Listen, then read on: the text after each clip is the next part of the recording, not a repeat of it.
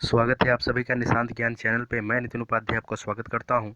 आज मैं जो है आप लोगों के सामने प्रतिदिन मेरा एक सीरीज चलता है उत्तर प्रदेश स्पेशल से संबंधित। अगर आप Uttar Pradesh police, UPSI, UP triple SC और उत्तर प्रदेश अधीनस्थ सेवा चयन आयोगों के या यूपी पीसीएस या उत्तर प्रदेश से संबंधित किसी भी एग्ज़ाम की तैयारी कर रहे हैं जिसमें उत्तर प्रदेश से संबंधित 3, 4, 5 क्वेश्चन पूछे जाते हैं और वो क्वेश्चन महत्वपूर्ण होते हैं, तो आप हमारे चैनल से जुड़ जाइए। उत्तर प्रदेश स्पेशल के बारे में एक एक क्वेश्चन हमारे चैनल पे डिस्कस किया जाता है और जब तक यह सीरीज़ मेरी वीडियो सीरीज़ चलेगी तब तक पूरा उम्मीद है कि उत्तर प्रदेश स्पेशल का एक भी क्वेश्चन मेरी वीडियो सीरीज़ से बाहर नहीं जाएगा। मैं ये दावा करता हूँ कि एक भी क्वेश्चन बाहर नहीं जा सकता है, ठीक है। और अगर आप चैनल पर नए हैं तो चैनल को सब्सक्राइब कर लीजिएगा। अगर आप वीडियो पसंद आए तो वीडियो को भी लाइक कर दीजिएगा, ठीक है। शेयर तो ज़रूर करिएगा। शेयर करने से दूसरे प्रतियोगी छात्र इससे लाभान्वित होंगे और मेरा उद्देश्य है कि हर कोई इससे लाभान्वित हो, ठीक है। तभी मुझे संतुष्टि मिलेगी, क्योंकि मैं जो है जो सहयोग की भावना मेरे अंदर है आप तक पहुंचाने के लिए आप दूसरों तक उसे शेयर करके साझा करके ये बता दीजिए कि किस तरीके से प्रदेशों में उत्तर प्रदेश स्पेशल की या प्रतियोगी परीक्षाओं में किस तरीके के क्वेश्चन पूछे जाते हैं, ठीक है। उम्मीद करूंगा आप हमारे सपोर्ट इसी तरीके से करते रहेंगे और अगर चैनल पर नए हैं चैनल को सब्सक्राइब कर लीजिएगा। आज 20 क्वेश्चन है, 20 क्वेश्चन तो आपके लिए मैं प्रतिदिन देता हूँ, ठीक है। तो शुरू करते हैं आज का सेशन, ठीक है। सबसे पहला क्वेश्चन है उत्तर प्रदेश से उत्तराखंड कब अलग हुआ था। उत्तराखंड की बात की जाए उत्तर प्रदेश से, तो उत्तर प्रदेश से उत्तराखंड जो है 9 नवंबर सन 2000 ईस्वी को अलग हुआ था। कब अलग हुआ था?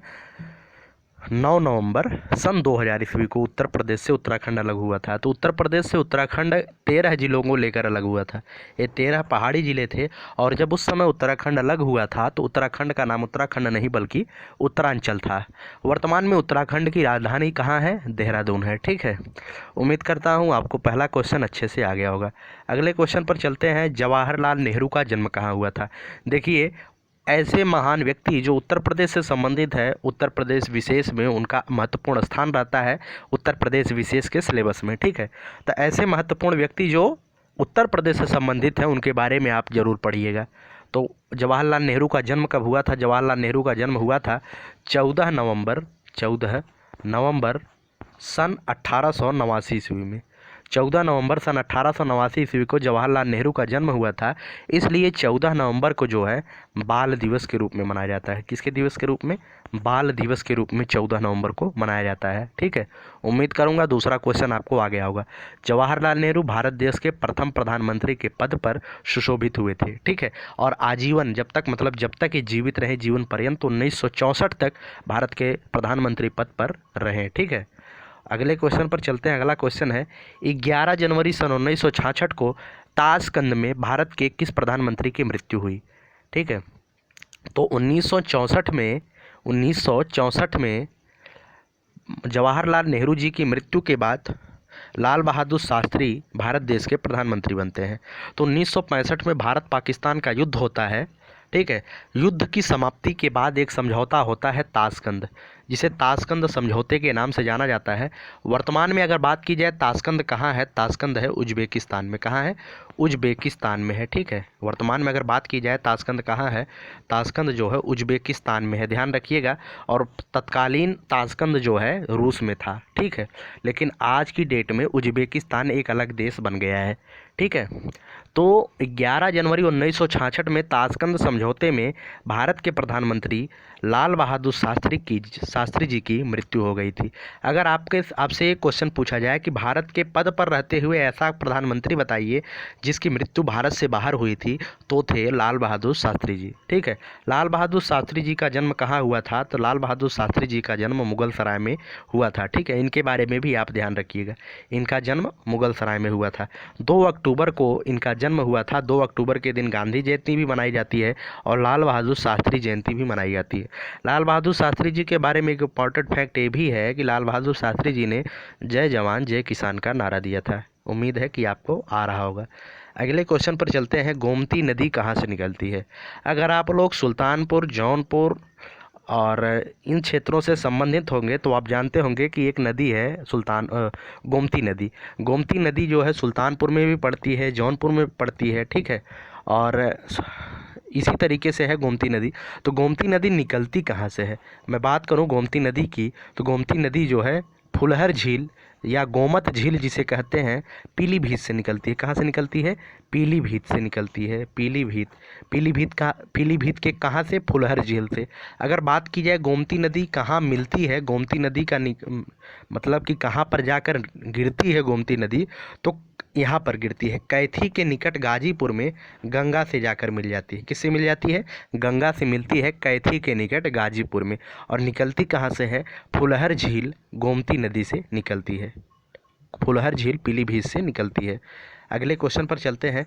चित्रकूट नगर किस नदी के तट पर स्थित है?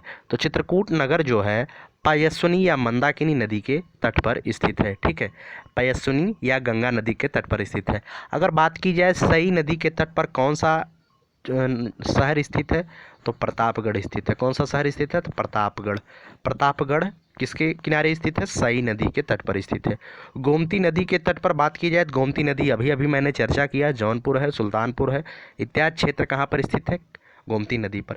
गंगा के तट पर बात की जाए तो वाराणसी स्थित है, इलाहाबाद स्थित है, प्रमुख हरिद्वार स्थित है। ठीक है, तो प्रमुख जो शहर है जहाँ पर प्रमुख शहर जो है, ऐसे प्रमुख शहर हैं, पटना भी गंगा नदी के किनारे पर स्थित है। ठीक है, तो इसी तरीके से आप नदियों के किनारे स्थित शहर को भी याद रखिएगा, ऐसे क्वेश्चन भी परीक्षाओं में पूछे जाते हैं। अगले क्वेश्चन पर चलते हैं। अगला क्वेश्चन है कैमूर वन्यजीव अभयारण्य। कैमूर वन्यजीव अभयारण्य कहाँ पर स्थित है? ऑप्शन नंबर ए है प्रयागराज में, बी है ललितपुर में, सी है बहराइच में, डी है सोनभद्र में। तो जिसका राइट आंसर है फ्रेंड्स, कैमूर वन्यजीव अभयारण्य कहाँ पर स्थित है? तो वो है ललितपुर में। कहाँ स्थित है? ललितपुर में स्थित है। ऑप्शन नंबर बी सही होगा। अगले क्वेश्चन पर चलते हैं। देश में सर्वाधिक एससी आबादी वाला जिला या एससी आबादी वाला राज्य कौन सा है? तो देश में सर्वाधिक एससी आबादी वाला जो राज्य है वो है हमारा प्रदेश उत्तर प्रदेश, जिसके बारे में आप अध्ययन कर रहे हैं। उत्तर प्रदेश देश का सर्वाधिक एससी आबादी वाला जिला है। देश की 16% से अधिक, 16% से मतलब 16+% से अधिक जनसंख्या, एससी की जनसंख्या उत्तर प्रदेश में निवास करती है। ठीक है, उम्मीद करूंगा कि आपको समझ में आया होगा। अगले क्वेश्चन पर चलते हैं। अगला क्वेश्चन है, देखिए नृत्य से मैं डेली क्वेश्चन आपको देता हूँ, एक दो नृत्य से संबंधित, तो नृत्य जरूर याद रखिएगा। जोगनी नृत्य कहाँ से संबंधित है? तो जोगनी नृत्य जो है ये संबंधित है अवध क्षेत्र से। कहाँ से संबंधित है दोस्तों? अवध क्षेत्र से जोगनी नृत्य संबंधित है। तो जोगनी नृत्य कैसे होता है? तो रामनवमी के अवसर पर होता है। रामनवमी के अवसर पर अवध क्षेत्र की महिलाओं के द्वारा जोगनी नृत्य किया जाता है। एक जोगनी मतलब साधु वाला वेशभूषा बना करके यह नृत्य किया जाता है। अवध के क्षेत्र में किया जाता है, रामनवमी के अवसर पर किया जाता है। उम्मीद करूंगा कि आपको आ गया होगा। अगले क्वेश्चन की चर्चा करते हैं। बसंत का नौचंदी मेला कहाँ पर लगता है? देखिए एक मेला होता है नौचंदी मेला, केवल लिखा रहता है नौचंदी। अगर इतना लिखा जाए नौचंदी मेला कहाँ लगता है, तो लगता है मेरठ में। कहाँ लगेगा? मेरठ में लगेगा। लेकिन बसंत का नौचंदी मेला की बात करें तो बसंत का नौचंदी मेला जो है लखनऊ में लगता है। कहाँ लगता है? लखनऊ में। तो इसका राइट आंसर है ऑप्शन नंबर डी। लेकिन अगर नौचंदी मेला की बात की जाए तो कहाँ पर लगेगा? मेरठ में। ठीक है, उम्मीद करूँगा कि इसमें आपको कोई कन्फ्यूजन नहीं होगा। अगले क्वेश्चन पर चलते हैं। अगला क्वेश्चन है, काशी की बहन के नाम से किसे जाना जाता है? तो देखिए किस नगर को किस उपनाम से जाना जाता है, इससे भी एक आध क्वेश्चन कभी न कभी परीक्षाओं में पूछ लिए जाते हैं। तो उम्मीद करूंगा आप हमारे वीडियो सीरीज़ से जुड़ेंगे और प्रश्न उत्तर सीरीज़ का आनंद जरूर लेंगे और इतनी जानकारी प्राप्त करेंगे कैसे क्वेश्चन आगे की परीक्षाओं में पूछे जाएंगे और पीछे की परीक्षाओं में कैसे क्वेश्चन पूछे जा रहे थे। ठीक है, तो काशी की बहन के नाम से किसे जाना जाता है? तो काशी की बहन के नाम से दोस्तों गाजीपुर को जाना जाता है। किसे जाना जाता है? गाजीपुर को काशी की बहन के नाम से जाना जाता है। ठीक है, अगले क्वेश्चन पर चलेंगे। हींग व गुलाल नगरी क्या है? हींग व गुलाल नगरी के नाम से किसे जाना जाता है? ऑप्शन नंबर ए है हाथरस को, बी है कानपुर को, सी है बागपत को, डी है गोरखपुर को। तो जिसका राइट आंसर है फ्रेंड्स, हींग और गुलाल नगरी के नाम से किसे जाना जाता है? हाथरस को जाना जाता है। किसे? हाथरस को हींग व गुलाल नगरी के नाम से जाना जाता है।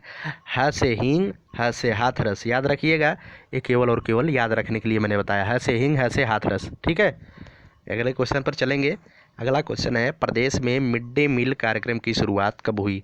तो प्रदेश में दोस्तों मिड डे मील से संबंधित क्या है? मिड डे मील आप जानते होंगे, मिड डे मील है प्राथमिक और जूनियर स्कूलों में जो दोपहर के समय बच्चों को भोजन कराया जाता है, उसे मिड डे मील कार्यक्रम कहते हैं। ठीक है, तो प्रदेश में मिड डे मील कार्यक्रम की शुरुआत कब हुई थी? तो हुई थी 1995 ईस्वी को। कब हुई थी? 1995 ईस्वी को। और केंद्र द्वारा जो पोषाहार पहले बांटा जाता था, अगर आप लोग 2004-05 के सेशन में, 2004-05 के सत्र में, 2004-05-06 में ऐसे आप पढ़े होंगे कहाँ पर, प्राथमिक स्कूलों में, तो आपको पता होगा कि सत्तू बांटा जाता था। क्या बांटा जाता था? सत्तू। प्राथमिक स्कूलों में सत्तू बांटा जाता था, जिसे हम लोग सतुआ बोलते थे। और यह जो है पोषाहार, प्राथमिक पोषाहार के रूप में इसे जाना जाता था। प्राथमिक पोषाहार की शुरुआत कब हुई थी केंद्र के द्वारा? तो हुई थी 1995 में। 1995 में मिड डे मील कार्यक्रम की भी शुरुआत हुई थी और 1995 में केंद्रीय पोषाहार योजना की भी शुरुआत हुई थी। ध्यान रखिएगा, ऐसे क्वेश्चन जरूर पूछे जाएंगे परीक्षाओं में। ठीक है, अगले क्वेश्चन पर आते हैं। औद्योगिक विकास की दृष्टि से प्रदेश का कौन सा क्षेत्र सर्वाधिक विकसित हुआ? ऑप्शन नंबर ए है मध्य क्षेत्र, बी है बुंदेलखंड, सी है पूर्वांचल, डी है पश्चिमी उत्तर प्रदेश। तो जिसका राइट आंसर फ्रेंड्स वो है पश्चिमी उत्तर प्रदेश।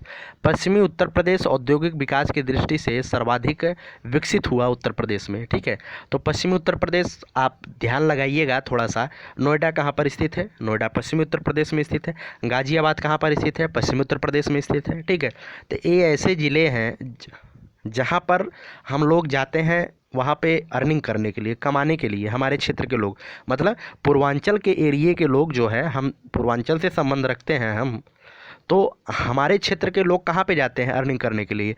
तो कहाँ पे जाते हैं? पश्चिमी उत्तर प्रदेश के नोएडा में जाते हैं, गाजियाबाद में जाते हैं। ठीक है, तो इससे आप अंदाज़ा लगा लीजिएगा कि पश्चिमी उत्तर प्रदेश आज की डेट में सबसे ज़्यादा औद्योगिक क्षेत्र में सबसे ज़्यादा वृद्धि कर चुका है पश्चिम उत्तर प्रदेश। ठीक है, उम्मीद करूंगा आपको ऐसे क्वेश्चन थोड़ा सा मैं जो समझा देता हूं, ठीक है, तो उससे आप अच्छे से समझ पाएंगे। अगले क्वेश्चन पर चलते हैं। अगला क्वेश्चन है, मोतीलाल नेहरू बाल संग्रहालय कहाँ पर स्थित है? तो मोतीलाल नेहरू से आप कुछ लोग तो सीधा संबंध बैठा लेंगे कि मोतीलाल नेहरू इलाहाबाद में जन्मे थे, तो इसलिए इलाहाबाद में स्थित है, प्रयागराज में। लेकिन नहीं, मोतीलाल नेहरू बाल संग्रहालय कहाँ पर स्थित है भैया? लखनऊ में स्थित है। कहाँ पर स्थित है? लखनऊ में स्थित है। तो थोड़ा सा इसे ध्यान रखिएगा, मोतीलाल नेहरू बाल संग्रहालय प्रयागराज मत लगाइएगा, लखनऊ लगाइएगा। लखनऊ इसका सही उत्तर है। तो एक बार पढ़ना जरूरी है, आप तुक्का मार के सही करेंगे तो गलत हो जाएगा। अगले क्वेश्चन पर चलते हैं। भारतीय चारागाह एवं चारा संस्थान कहाँ पर स्थित है? तो भारतीय चारागाह एवं चारा संस्थान उत्तर प्रदेश के झांसी जिले में स्थित है। कहाँ स्थित है? उत्तर प्रदेश के झांसी जिले में स्थित है। ठीक है, उम्मीद करूँगा आपको आ गया होगा। ऑप्शन नंबर सी सही है। अगले क्वेश्चन पर चलते हैं। भारतीय सब्जी शोध संस्थान कहाँ स्थित है? भारतीय सब्जी शोध संस्थान कहाँ पर स्थित है? तो ऑप्शन नंबर ए है प्रयागराज में, बी है बुंदेलखंड में, सी है लखनऊ में, डी है वाराणसी में। तो जिसका राइट आंसर है वो है वाराणसी में। कहाँ? वाराणसी में। भारतीय सब्जी शोध संस्थान वाराणसी में स्थित है। अगला क्वेश्चन है, उत्तर प्रदेश का राजकीय पुष्प क्या है? तो उत्तर प्रदेश का राजकीय पुष्प जो है बहुत ही आसान है, वो है टेसू। क्या है?